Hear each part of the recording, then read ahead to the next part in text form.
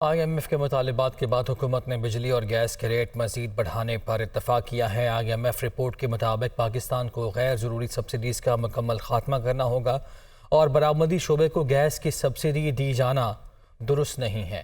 تفصیل کے لیے اسلام آباد سے رپورٹ۔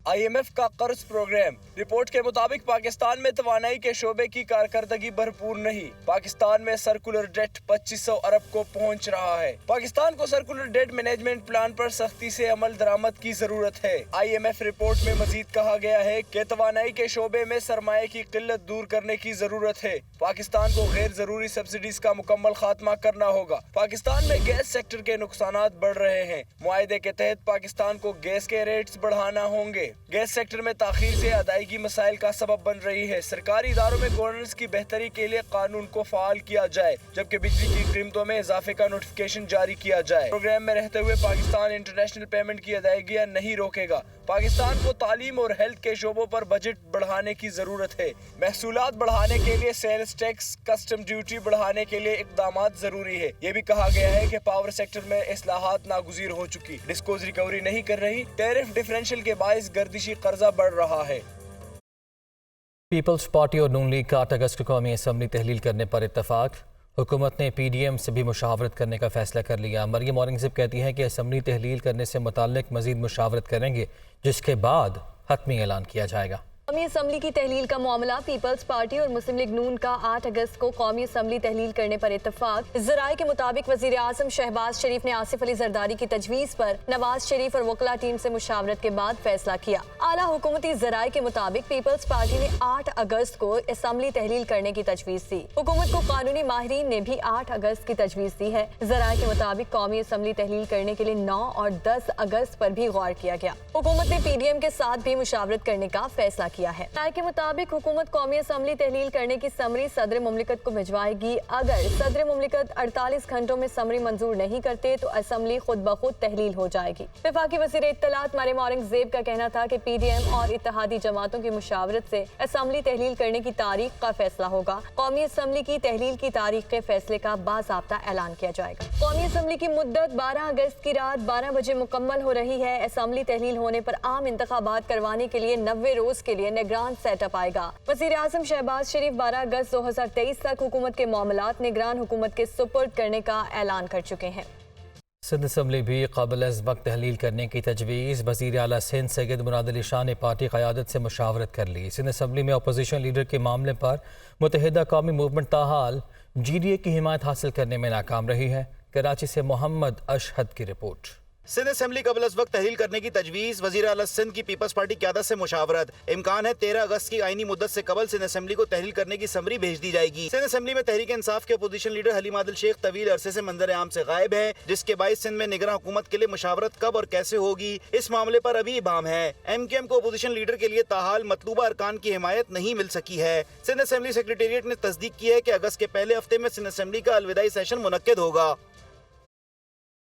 قومی اسمبلی کی تحلیل سے قبل اہم آئینی اور قانونی معاملات پر غور کے لیے اسپیکر قومی اسمبلی نے آئینی کمیٹی کا اہم اجلاس 20 جولائی کو طلب کر لیا ہے۔ اجلاس میں حکمران اتحاد کے پارلیمانی رہنما اور قانونی ماہرین شریک ہوں گے۔ تفصیل کے لیے رپورٹ۔ قومی اسمبلی کی تحلیل اور نئے انتخابی قوانین کا معاملہ۔ آئینی کمیٹی کا اہم اجلاس 20 جولائی کو طلب۔ حکمران اتحاد کی پارلیمانی رہنما اور قانونی ماہرین کو شرکت کی دعوت۔ قومی اسمبلی ذرائع کے مطابق اسپیکر راجہ پرویز اشرف کی جانب سے بلائے گئے آئینی کمیٹی کے اجلاس میں وفاقی وزراء اعظم نذیر تارڑ، ایاز صادق، نوید قمر، اسلم بھوتانی، قادر مندخیل اور اٹارنی جنرل منصور عثمان شرکت کریں گے۔ اجلاس میں اہم آئینی اور قانونی امور کا جائزہ لیا جائے گا اور انتخابی اصلاحات کی پارلیمانی کمیٹی کے تیار کردہ مجوزہ مسودے پر بھی غور ہوگا۔ قومی اسمبلی قبل از وقت تحلیل کرنے یا مدت پوری کر کے از خود تحلیل ہو جانے کے سیاسی فوائد و نقصانات پر بھی غور ہوگا۔ قومی اسمبلی میں زیر التواء اہم قوانین کو فوری منظور کروانے کی حکمت عملی بھی طے کی جائے گی۔ انتخابی اصلاحات کمیٹی نے الیکشن ایکٹ 2017 میں ترامیم پر اتفاق کر لیا۔ کمیٹی حتمی مسودہ تیار کر کے ارکان کو بھیجے گی۔ اعظم نذیر تارڑ کہتے ہیں کہ یہ بل ایسا نہیں کہ صدر مملکت رکاوٹ بنے۔ تفصیل کے لیے رپورٹ۔ पार्लिमानी कमेटी ने इंतखाबी इस्लाहात पर काम मुकम्मल कर लिया। इलेक्शन एक्ट 2017 में तरामीम का इब्तिदाई मुसवदा तैयार। रिटर्निंग अफसरान को बर वक्त नताइज तरतीब देने का पाबंद बना दिया गया। इंतखाबी इस्लाहात कमेटी का 5वां इन कैमरा इजलास चेयरमैन कमेटी सरदार एयाज सादी की सरबराही में हुआ। कमेटी ने इलेक्शन एक्ट 2017 में तरामीम पर इत्तेफाक राय कर लिया। कमेटी हतमी मुसवदा तैयार करके अरकान को भेजेगी, जबकि कमेटी अरकान पार्टी की मुशावरत से मुसवदे पर अपनी हतमी राय से आगाह करेंगे। कमेटी इजलास के बाद वजीर कानून आजम नजीर तारड़ ने मीडिया से गुफ्तगू में बताया कि तमाम तरामीम पर इत्तेफाक हो गया है। कागजात नामजदगी में कुछ तब्दीलियां करके दुरुस्त कर दिया गया। ये वही तरामीम है जो कि रोजमर्रा के फंक्शनैलिटी में इलेक्शन प्रोसेस के अंदर थोड़ी बहुत कमी बेशी महसूस की जा रही थी और कोशिश की गई है कि निज़ाम को मजीद शफाफ बनाया जाए। वजीर कानून ने बताया कि फहमीदा मिर्जा की जानिब से कुछ तहरीरी तजावीज़ आएंगी। मुसवदे का ड्राफ्ट अरकान को भिजवा दिया जाएगा। इलेक्शन एक्ट में तरामीम पर इलेक्शन कमीशन ऑन बोर्ड है। तरामीम सियासी जमातों की वाबस्तगी से बालातर होकर की गई हैं। अच्छी कानून साजी जो है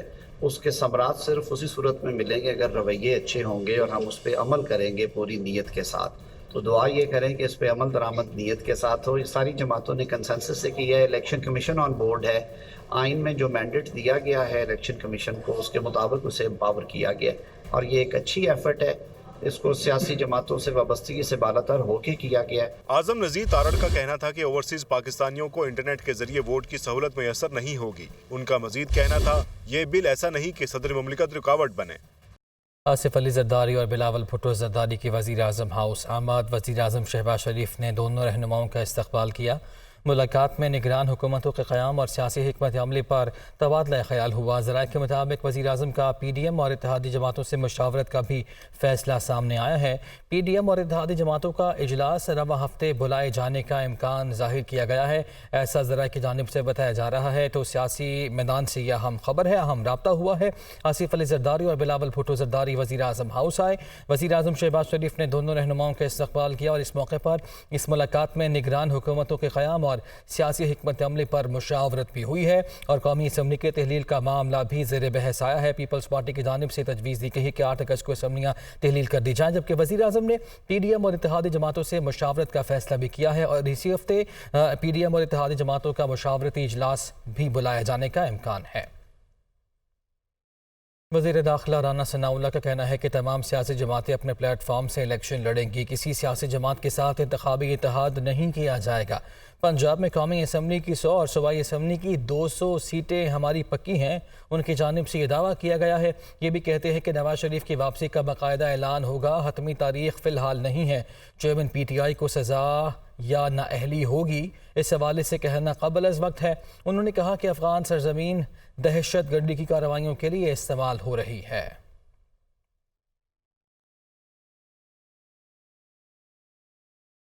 सुप्रीम कोर्ट ने फौजी अदालतों से मुताल्लिक़ केस में फुल कोर्ट तश्कील देने की हुकूमती इस्तदा मुस्तरद कर दी। चीफ जस्टिस उमर अता बंदियाल ने रिमार्क्स देते हुए कहा कि हर शख्स तस्लीम करता है कि 9 मई के वाक़यात संजीदा नौयत के थे, लेकिन सिविलियंस को कैसे आर्मी एक्ट के सख्त मदार से गुजारा जाएगा। आर्मी एक्ट एक सख्त कानून है। समात में क्या कुछ हुआ, इस रिपोर्ट में जानिए। फौजी अदालतों में सिविलियंस के ट्रायल के खिलाफ दरख्वास्तों की समाअत। सुप्रीम कोर्ट ने विफाक की फुल कोर्ट तश्कील देने की इस्तदा मुस्तरद कर दी। 3 जजेस केस की समाअत से माजरत कर चुके। अदालती छुट्टियों के बायस कुछ जजेस दस्तयाब नहीं, फौरी फुल कोर्ट तश्कील नहीं दे सकते। चीफ जस्टिस उमर अता बंदियाल के रिमार्क। सुप्रीम कोर्ट के 6 रुकनी बेंच के रूबरू दलाइल देते हुए सुप्रीम कोर्ट बार एसोसिएशन के सदर आबिद जुबैरी ने कहा कि आर्मी एक्ट के तहत सिविलियंस के ट्रायल के लिए आईनी तरमीम दरकार होगी। जस्टिस काजी फाइज ईसा ने करार दिया कि फौजी अदालतें सिविलियंस के ट्रायल की अदालतें नहीं। चीफ जस्टिस उमर अता बंदियाल ने कहा कि अगर आम शहरी मुल्की दिफा के खिलाफ काम करे तो फिर क्या होगा, जिस पर वकील ने कहा कि फिर भी आईनी तरमीम लाजमी होगी। सिविलियन का ट्रायल पहले सिविल अदालतों में होना चाहिए। चीफ जस्टिस ने रिमार्क्स दिए कि लियाकत हुसैन केस के मुताबिक अफवाज तहवील में लेकर तफ्तीश कर सकती है, लेकिन ट्रायल नहीं। अटार्नी जनरल मंसूर उस्मान ने दलाइल में फुल कोर्ट की इस्तदा की। जस्टिस आयशा मलिक ने रिमार्क्स दिए कि गुज़िश्ता समाअत पर आपने एक मेंबर पर एतराज किया, अब फुल कोर्ट बनाने की इस्तदा कैसे कर रहे हैं। अटार्नी जनरल ने कहा कि दस्तयाब मेंबरान पर मुश्तमिल बेंच बनाने की इस्तदा है। चीफ जस्टिस ने रिमार्क्स दिए कि हुकूमत ने बेंच पर एतराज किया तो मुझे हैरानगी हुई। इस अदालत के हर जज का बेहद एहतराम करता हूँ। समाअत के दौरान इरफान कादर ने 1 से ज़ायद मरतबा बोलने की कोशिश की, ताहम चीफ जस्टिस ने उन्हें ये कहते हुए बैठने की हिदायत दी कि कल दोबारा समाअत करेंगे। چیئرمین تحریک انصاف کے خلاف توشہ خانہ فوجداری کارروائی کیس ایڈیشنل سیشن جج پر عدم اعتماد کی درخواست مسترد کر دی گئی۔ عدالت نے پی ٹی آئی کے وکیل کے کنڈکٹ پر سوال اٹھا دیے۔ چیئرمین پی ٹی آئی کو 20 جولائی کو ذاتی حیثیت میں طلب کر لیا گیا۔ سماعت کے دوران الیکشن کمیشن کے وکیل امجد پرویز نے کہا کہ کیس ٹرانسفر کی درخواست پہلے ہی اسلام آباد ہائی کورٹ میں دائر کی جا چکی ہے۔ جج نے اپنے ریمارکس میں کہا کہ جیسے پی ٹی آئی ٹرولنگ کرتی ہے، ان کے وکیل گوہر علی خان نے بھی آج ویسے ہی کیا۔ عدالت نے ایڈیشنل سیشن جج پر عدم اعتماد کی درخواست مسترد کر دی۔ فیصلے میں قرار دیا، چیئرمین پی ٹی آئی کے وکیل کا طرز عمل قانونی اخلاقیات سے مطابقت نہیں رکھتا۔ عدالت نے چیئرمین پی ٹی آئی اور دونوں گواہوں کو 20 جولائی کو ذاتی حیثیت میں پیش ہونے کا حکم دیا ہے۔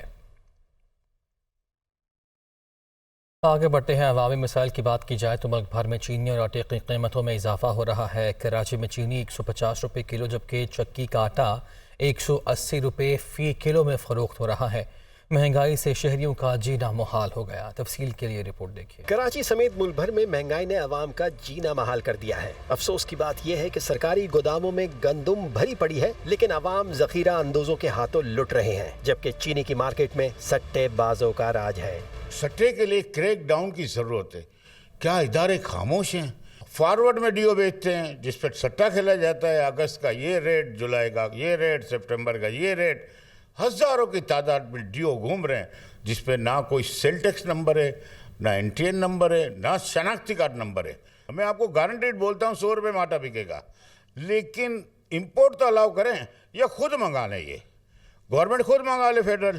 کھانے پینے کی اشیاء میں آئے روز کے اضافے نے غریب طبقے کی کمر توڑ کر رکھ دی ہے۔ چینی کی قیمت روزانہ ہی بڑھ رہی ہے، اب یہ نہیں پتہ یہ 200 پہ پہنچے گی، یہ 400 پہ پہنچے گی۔ غریب آدمی تو کھا ہی نہیں سکتا، بھوکا مر سکتا ہے۔ ہم کیا کر سکتے ہیں، ہمارے بس میں تو کچھ نہیں نا۔ دیکھیں آٹا بڑھ رہا ہے، گھی تیل بڑھ گیا ہے، کیا سمجھے؟ کوئی بھی چیز لینے جاؤ، آج اگر 20 روپے کی ہے تو کل 30 روپے کی ہے۔ مہنگائی اور گرتی قوت خرید نے لوگوں کو نفسیاتی الجھنوں کا شکار کر دیا ہے۔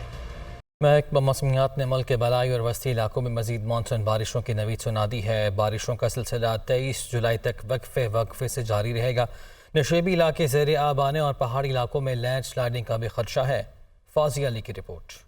مزید مانسون بارشوں کی پیش گوئی 23 جولائی تک ملک کے بالائی اور وسطی علاقوں میں بارشیں برسیں گی۔ نشیبی علاقے زیر آب آنے اور پہاڑی علاقوں میں لینڈ سلائیڈنگ کا خطرہ۔ بحیرہ عرب سے مانسون ہوائیں آج رات ملک کے بالائی اور وسطی علاقوں میں داخل ہوں گی جو 19 جولائی کو شدت اختیار کریں گی۔ اسلام آباد، راولپنڈی سمیت کشمیر، گلگت بلتستان، پنجاب اور خیبر پختونخوا کے بعض اضلاع میں بھی تیز ہواؤں اور گرج چمک کے ساتھ بارش متوقع ہے۔ اس دوران بعض مقامات پر موسلا دھار بارش کا بھی امکان ہے۔ بلوچستان اور سندھ میں بھی کہیں کہیں وقفے سے بارش برسے گی۔ کا حال بتانے والوں کے مطابق اسلام آباد، راولپنڈی، پشاور، گوجرانوالہ اور لاہور میں موسلا دھار بارش کے باعث نشیبی علاقے زیر آب آنے، جبکہ مری، گلیات، کشمیر، گلگت بلتستان اور خیبر پختونخوا کے پہاڑی علاقوں میں لینڈ سلائیڈنگ کا بھی خطرہ ہے۔ سیاحوں کو احتیاطی تدابیر اپنانے اور متعلقہ اداروں کو بھی الرٹ رہنے کی ہدایت کی گئی ہے۔